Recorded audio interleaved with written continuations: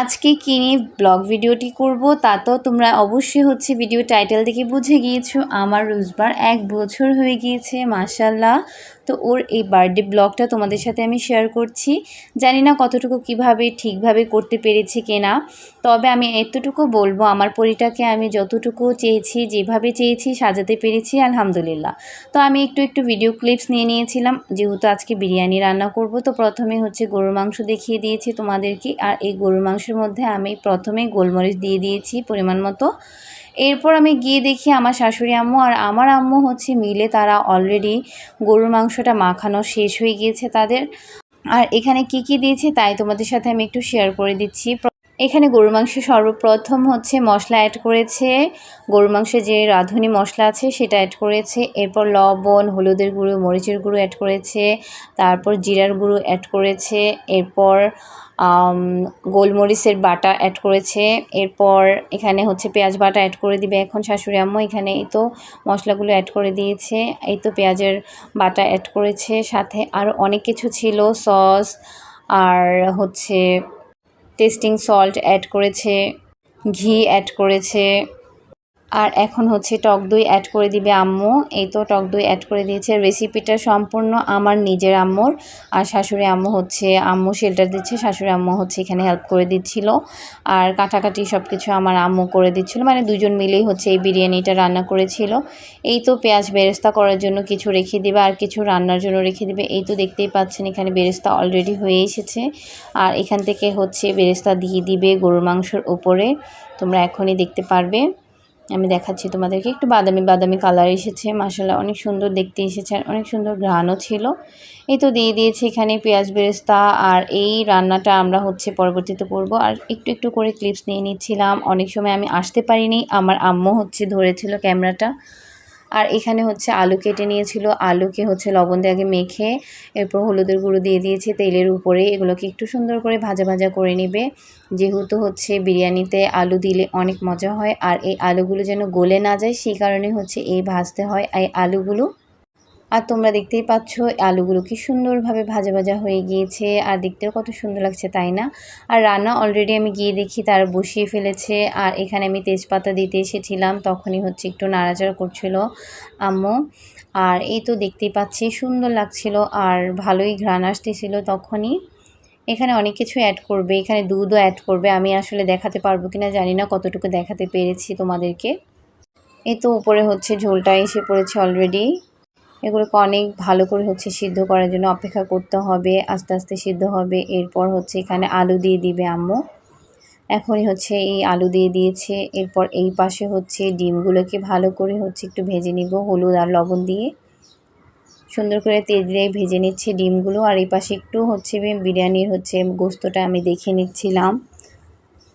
আর ওপাশে আমার একটু কাজ করতে হচ্ছিল, ডেকোরেশনের সব কিছু তো আপুই করেছিল। আর এই পাশে কিছু ফ্রুটস ছিল, ওগুলো একটু ভিডিও করে নিচ্ছিলাম। অ্যান্ড দেন আমি এগুলোকে কেটে মেহমানদের সামনে সার্ভ করব, সেই জন্য একটু কেটে নেব। তোমাদেরকে আগে থেকে একটু দেখিয়ে দিচ্ছিলাম। এই তো একটা চপিং বোর্ডে আমি ড্রাগন ফ্রুটসগুলো একটু করে কেটে নিচ্ছিলাম। আর এত সুন্দর কালার, কি বলবো, একটা ভুল করে ফেলেছি, পরবর্তীতে বলবো তোমাদের সাথে। আর এই ভুল আমি নেক্সট টাইমে কখনোই করব না। এই তো দেখতেই পাচ্ছ পেয়ারাটা আমি কাটছিলাম, আর পেয়ারাটা পিঙ্ক হয়ে গিয়েছে। আর কি করব, এখন কয়েকটা পিঙ্ক থাকবে, কয়েকটা হোয়াইট থাকবে, এই জন্য আমি এগুলাকে একটু কালার করে নিচ্ছিলাম যেন ভিডিওতে সুন্দর আসে। তবে এটা করা ঠিক হয়নি, আর পেয়ারার সৌন্দর্যটা আরও আসলে নষ্ট হয়ে গিয়েছে, পরবর্তীতে বুঝতে পেরেছি। আর এই তো দেশি মালটাগুলোকেও কেটে নিচ্ছিলাম। এরপর ভাবলাম একটু সুন্দর করে কেটে নিই, ভালো দেখতে দেখাবে। আর এই তো চাপ করে সবগুলো কাজ তাড়াতাড়ি করছিলাম। আর বাসায় গেস্টও এসে পড়েছিল। আর কি বলবো, রান্নাবান্নাও এখন পর্যন্ত শেষ হয়নি। সব কিছু মিলিয়ে আলহামদুলিল্লাহ আমার অনেক ভালো লেগেছে। ব্যস্ত সময় গেস্ট আসলে বাসায় অনেক ভালো লাগে। এই তো টুকিটাকে একটু করে রেডি করে নিচ্ছিলাম, সেগুলোই তোমাদেরকে একটু দেখিয়ে দিচ্ছিলাম। আর এই তো আমার আম্মুর আইডিয়াতে 2টা পাতিলে আমরা এই বিরিয়ানিটা চড়িয়ে দিয়েছি, যেহেতু একদম মানে বিরিয়ানি যদি ছোটোখাটো একটা পাতিলের মধ্যে রান্না হয় তাহলে একদমই নাড়াচাড়া করানো সম্ভব না। এই জন্য 2টা পাতিলে দিয়ে দিয়েছে আর যেন হচ্ছে ঝরঝরা হয় সেই কারণে। আর এই তো একটু দেখিয়ে দিচ্ছিলাম তোমাদেরকে এই ফাঁকে রুজবার পাপা হচ্ছে রুজবার জন্য যেই শুজ এনেছে গিফটস হিসেবে। তো ওর বাবা বলছিল যে ওর জন্য ওটা ওপেন করে ওকে পরানোর জন্য ড্রেসের সাথে ম্যাচিং হবে সেজন্য। এরপর হচ্ছে আমি এটাকে ওপেন করি আর এই তো দেখতেই পাচ্ছেন আপনারা কত সুন্দর জুতা, কি যে পছন্দ হয়েছে আমার কি আর বলবো। এই তো ওর দাদা দাদু হচ্ছে ওকে পরিয়েছিল।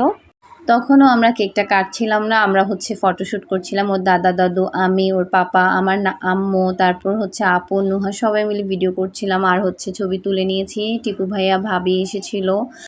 আরও আমার কিছু ফ্রেন্ড সার্কেলদের হচ্ছে ইনভাইট করেছিলাম, ওরা ওদের পার্সোনাল কিছু প্রবলেমের কারণে হচ্ছে আসতে পারেনি।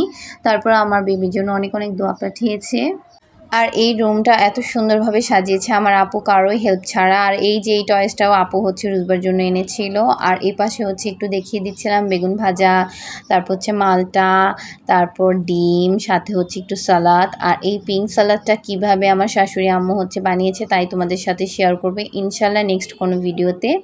আর এই তো এই বিরিয়ানিটা হয়ে গিয়েছে তাই আমি একটু দেখিয়ে দিচ্ছিলাম সুন্দর করে বিরিয়ানিটা কত সুন্দর লাগছে দেখতে, কালারটাও খুবই ভালো আসছে আর একটু ঝরঝরাও হয়েছে, খুবই খুবই সফট হয়েছে আর মজা হয়েছে। যারা যারা খেয়েছো তারা তো অবশ্যই জানো।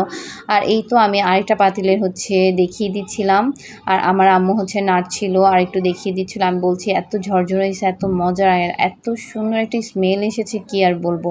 তো রান্নায় অনেক কিছু অ্যাড করেছে যদিও হয়তো আমি বলতে পারিনি তোমাদেরকে, যেহেতু আমি এখন এডিট করছি। আমার শাশুড়ি আম্মুও ছিল না, যদি উনি থাকতো তাহলে আমার আরও হেল্প হতো। ও এনিওয়েজ ওখানে আবার লং এলাচি, দারচিনি, গরম মশলা আর অনেক কিছু অ্যাড করেছিল ভিডিওতে। আর এই তো রুজবার পাপা আর আমি হচ্ছে রুজবাকে নিয়ে বসে পড়েছি অলরেডি। এখন কেক কাটার সময় হয়ে গিয়েছে আর কেক কাটবো এখন। এই তো হ্যাপি, আমিও হ্যাপি, রুজবাও বুঝতে পারছে না ওর লাইফে কী হচ্ছে। আর এই দিনটার জন্য আমি অনেকদিন ধরে অপেক্ষা করছিলাম। আলহামদুলিল্লাহ আমি আমার বেবিকে নিয়ে এই স্বপ্নটা পূরণ করতে পেরেছি, যেন ও বড় হলে অন্য সকল বাচ্চাদের মতো বলতে পারে আমারও একটা বার্থডে হয়েছিল। আর সবাই আমার মাম্মি পাপারা এনজয় করেছিল আমাকে নিয়ে, সবাই অনেক অনেক মানে প্রায়োরিটি দিয়েছে এই বিষয়গুলো। তারপর যাই হোক অনেক লেট হয়ে গিয়েছে আমাদের এই বার্থডে কেকটা কাটতে কাটতে অলরেডি 12:30 বেজে গিয়েছিল। আমি তো খুবই টেনশনে পড়ে গেছি আদৌ আজকে কি কাটা সম্ভব কিনা, আমাদের লেট হয়ে গিয়েছে সব কিছু মিলিয়ে আর গুছানো। আর এত পরিমাণ গরম ছিল কি আর বলবো। আর বার্থডের দিন হচ্ছে প্রচুর পরিমাণ গরম থাকার মেন কারণ হচ্ছে আমরা রান্নাবান্না, ফিরনি আরও অনেক কিছুই হচ্ছে সাথে আয়োজন করেছিলাম, সেই জন্য হচ্ছে ঘরটা একদম গরম হয়ে গিয়েছিল। আর এরই মধ্যে রুজবার রুমে হচ্ছে এই রুমটাতে আমি ফ্যান একদমই চালাতে দেইনি। রুজবা আর আমি আর ওর পাপা যখন কেকটা কেটেছি এন্ড দেন হচ্ছে আমরা এটার ফ্যানটা ছেড়েছি, তার কারণ হচ্ছে পিছনে সব কিছু এলোমেলো হয়ে যাওয়ার সম্ভাবনা ছিল তাই। আর এই তো আমার নুহা বেবি রুজবা বেবির সাথে খেলা করছে। মাশাল্লাহ দেখতে দেখতে আমার সোনা পাখিটা বড় হয়ে গিয়েছে। তোমরা সবাই আমার বেবির জন্য দোয়া করবা, অবশ্যই অবশ্যই দোয়া করবে আর অনেক অনেক ভালোবাসা পাঠাবে। আর এখানে নুহাও হচ্ছে রুজবার সাথে ম্যাচিং করে হচ্ছে ড্রেস পরে নিয়েছে হোয়াইট কালার, কি যে সুন্দর লাগছিল মাশাল্লাহ বলতে তোমরা কেউ ভুলবে না। এই তো এখন একদম ব্লগের শেষের দিকে চলে এসেছি গাইস, তোমাদের কাছে কেমন লেগেছে জানি না। অবশ্যই হচ্ছে একটু লাইক, কমেন্ট অ্যান্ড ফলো দিয়ে আমার পেজের পাশে থাকবে। আর অবশ্যই নিত্য নতুন ভিডিও পেতে আমার ইউটিউব চ্যানেলে হচ্ছে সাবস্ক্রাইব করতে ভুলবে না। Thanks for watching.